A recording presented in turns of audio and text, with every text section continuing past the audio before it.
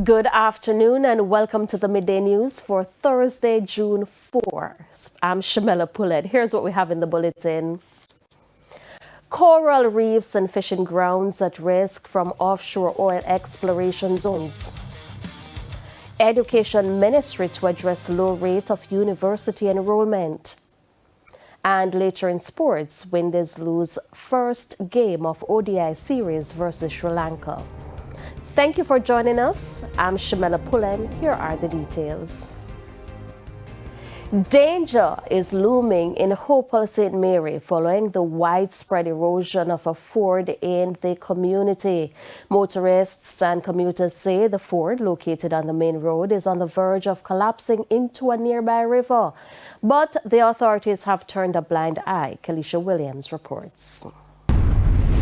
At first glance, it looks like a piece of paradise, a small waterfall cascading into the valleys of Hopewell, St. Mary. But danger is lurking. A closer look shows the forces of nature at work. Widespread erosion making the ford unstable. Yeah, very dangerous and it's slippery right now. The fording is very slippery. Motorists, especially those who apply the Marlborough to Highgate route, have to use this ford several times per day. And with each trip, the risk of tragedy increases. When you're driving across that thing, I realize that under there in undermine, you don't want to go over there. You don't want to go over there, not in the walk bridge. You want to walk because you can't cave in anytime. Nobody can do anything about it. When the car them come and wash, right, so them stop and wash. Work agency put up a single lane sign, the two side, but them now show no regard for that. And it don't make sense you call the police them. Call the police them now come move them from there. And when you are coming with the passenger now, you have to drive on the bad side. The undermine area. Under the undermine area. You drive over the undermine, because the undermine is about 6 to 7 feet under. The residents say the erosion has been getting worse each year, but the authorities have neglected the community. We have nobody to turn to, because the Prime Minister himself know about this undermine. Because the present MP was, at the time he was the MP caretaker. The Prime Minister come over here, come deliver a house, and the MP carry him and show him it. So it's not that they don't know about it, but they just don't care about people. And to make a bad situation worse, they say the overall condition of the road is deplorable. The roads to Hopewell need urgent attention. The drains them not clean. That are the first mistake where happen. So the water take the road, I heat out the road, right? I heat out the whole of the road. Citizens will come together Monday and fix a couple of the potholes. We were informed that the St. Mary Municipal Corporation has responsibility for the roadway. However, when we contacted the mayor of Port Maria, Fitzroy Wilson, he said he's not aware of the erosion, but he will be doing an investigation. Kelisha Williams, TVJ News. Education Minister Dr. Dana Morris-Dixon has responded to concerns raised by University of Technology President Dr. Kevin Brown regarding the low number of high school graduates transitioning to tertiary education. Dr. Morris-Dixon addressed the issue during Wednesday's post-cabinet press briefing. Speaking at a function in Montego Bay, St. James recently, President of the University of Technology, Dr. Kevin Brown, highlighted concerns about the transition from secondary to tertiary education. Dr. Brown noted that of the approximately 30,000 students who graduate from high school each year, only about 6,000 qualify for 5 CSEC subjects, including mathematics and English language. In response, Education Minister Dr. Dana Morris-Dixon acknowledged the challenges contributing to the low rate of university enrollment and said the issue requires attention. That's one of the reasons that we've been having a lot of conversations about improving performance in CSEC and also in CAPE exams. And we've come to the realization that it is very important that we start early. And that's why early childhood education is important, and Minister Wheatley's initiatives, for example, bringing science earlier, or initiatives in terms of bringing nutrition from the very early stages is key. And also what we're doing in terms of putting trained teachers into our basic schools, even when they're not government operated. Dr. Morris Dixon said steps are being taken to expand access to higher education and provide more opportunities for students to pursue further studies after leaving high school. Our goal is to have no student leave primary school not literate and not numerate. In order to do that, we have to measure it. And so this year is the first year in Jamaica that we're measuring numeracy and literacy at grade 6. And in a few weeks, we'll know where they are. And then I can set my targets going forward, because the plan is no child should go to high school not being numerate and literate. And that changes the trajectory.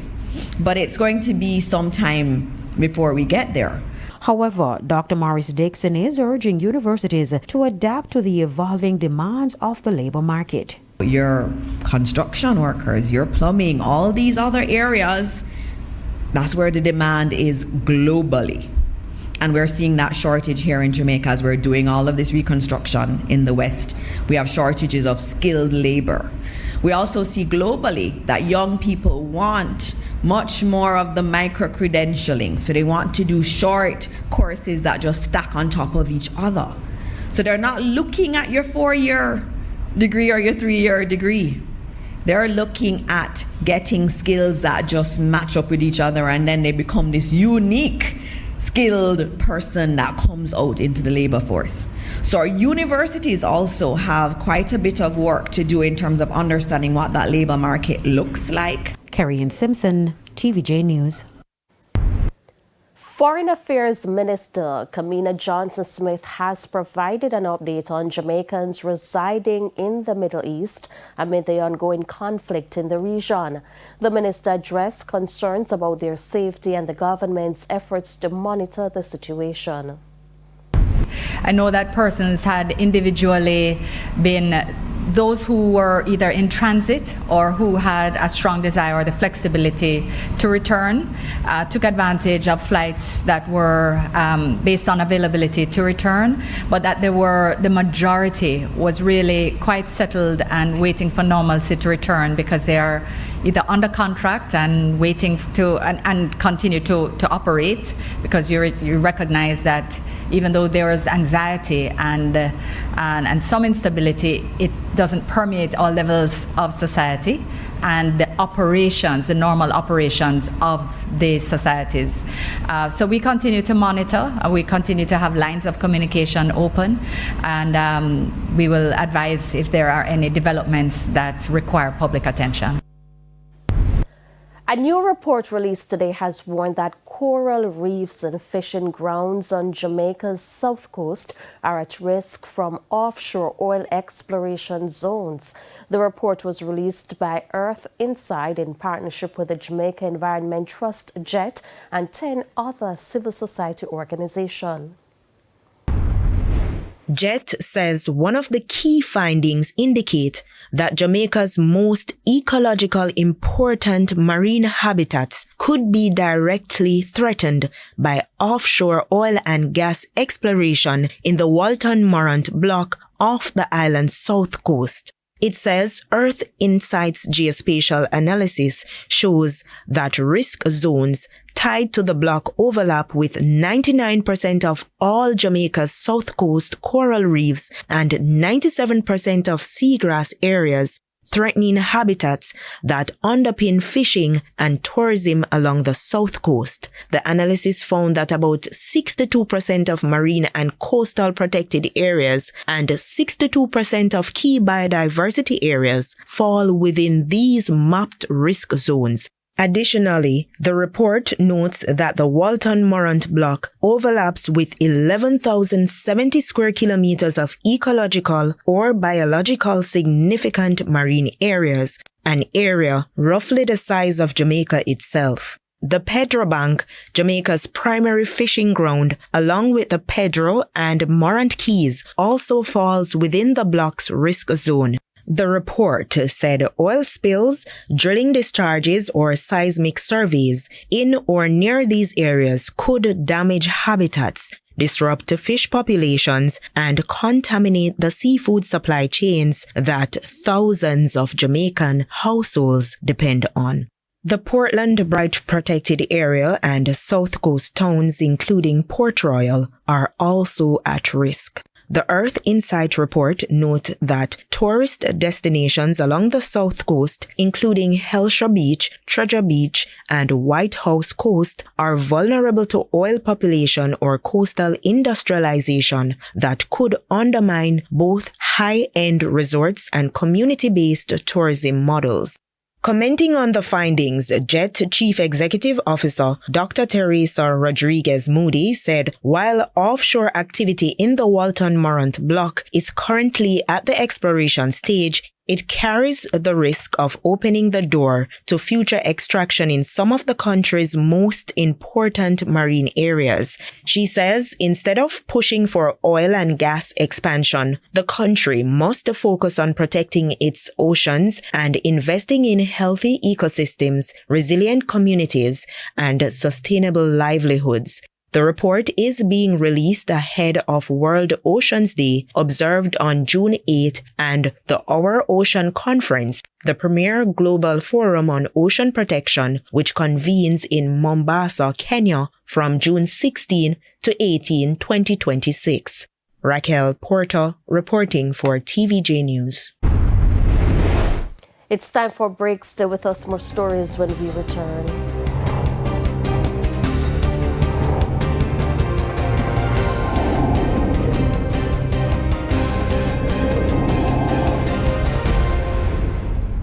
Welcome back to the Midday News.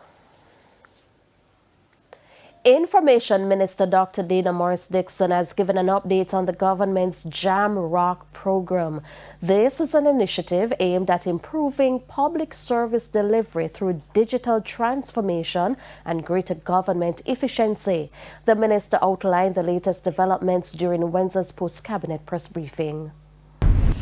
All right, so in terms of cabinet, we had a discussion around Jamrock, and many of the members have been identified, but there are still outstanding members. Remember, the Prime Minister had made a commitment that he wanted to have members of civil society, private sector, for example, included. That means getting the entities and the opposition to nominate their candidates, and so we're in that process. So as soon as that's finalized, we will tell the media. And it's now time for the Business Minute. Fiscal Commissioner Courtney Williams says the government continues to underspend its capital budget, a situation he warns is hampering economic growth. Mr. Williams noted that the government and a group of public sector agencies spent just $104.7 billion of the $162 billion allocated for capital expenditure during the last fiscal year. He said the outturn was 35% below the amount budgeted. Further afield, Elon Musk's SpaceX has unveiled plans for its historic initial public offer. According to a filing with the Securities and Exchange Commission, SpaceX plans to sell 555.6 million shares at an initial $135 a share. That would amount to $75 billion, which would put the value of the company at roughly $1.77 trillion. Musk is already the world's richest person, but the blockbuster debut could make him the first ever trillionaire. It will also be the biggest public offer in history. SpaceX is set to start trading on June 12. And that's it for the Business Minute. I am Carrie Simpson. Thank you, Carrie. It's now time for the top stories from around the world. In the region, the Turks and Caicos Islands have become the first territory in the Americas to eliminate mother-to-child transmission of hepatitis B and have also been certified for eliminating mother-to-child HIV transmission. The certification was announced Wednesday by the World Health Organization and the Pan American Health Organization.